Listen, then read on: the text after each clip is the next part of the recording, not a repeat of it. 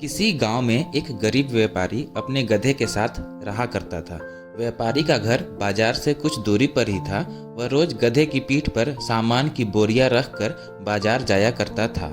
व्यापारी बहुत अच्छा और दयालु इंसान था और अपने गधे का अच्छी तरह ध्यान रखता था। गधा भी अपने मालिक से बहुत प्यार करता था। लेकिन गधे की एक समस्या थी कि वह बहुत आलसी था। उसे काम करना बिल्कुल अच्छा नहीं लगता था। उसे सिर्फ खाना खाना और आराम करना पसंद था।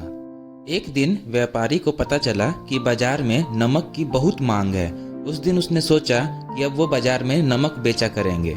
जैसे ही हाट लगाने का दिन आया, व्यापारी ने नमक की 4 बोरियां गधे की पीठ पर लादी और उसे बाजार चलने के लिए तैयार किया। व्यापारी गधे के आलसीपन के बारे में जानता था, इसलिए गधे के ना चलने पर उसने गधे को 1-2 बार धक्का दिया और गधा चल पड़ा।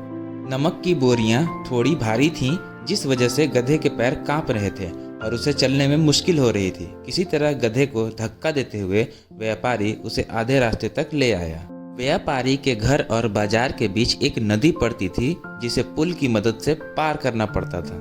गधा जैसे ही नदी पार करने के लिए पुल पर चढ़ा और कुछ दूर चला, उसका पैर फिसल गया और वह नदी में गिर गया। गधे को नदी में गिरा देख व्यापारी घबरा गया और हड़बड़ाते हुए तैरकर उसे नदी से निकालने जा पहुंचा। व्यापारी ने किसी तरह अपने गधे को नदी से बाहर निकाल लिया।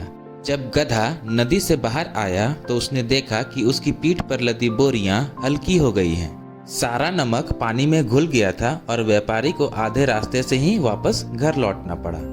अगले दिन बाजार जाते समय जब पुल आया तो गधा जानबूझकर नदी में गिर गया और उसकी पीठ पर टंगी बोरियों में रखा सारा नमक पानी में घुल गया।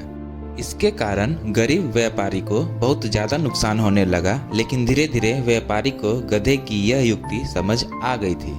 एक दिन व्यापारी ने सोचा कि क्यों न गधे की पीठ पर ऐसा सामान रखा जाए जिसका वजन पानी में गिरने से 2 गुना हो जाए। जैसे ही पुल आया, गधा रोज की तरह नदी में गिर गया, लेकिन आज उसकी पीठ पर लदा वजन कम नहीं हुआ बल्कि और बढ़ गया। गधा इस बात को समझ नहीं पाया। ऐसा अगले 2 से 3 दिन तक होता रहा।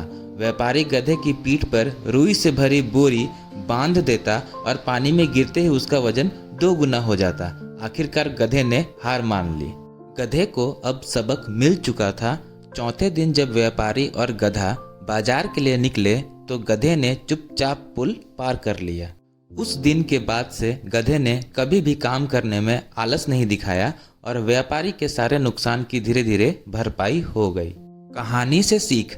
आलसी गधे की कहानी से हमें यह सीख मिलती है कि अपने कर्तव्य का पालन करने में कभी भी आलस नहीं दिखाना चाहिए। साथ ही व्यापारी की तरह सही समझ और सूझबूझ से किसी भी काम को आसानी से किया जा सकता है।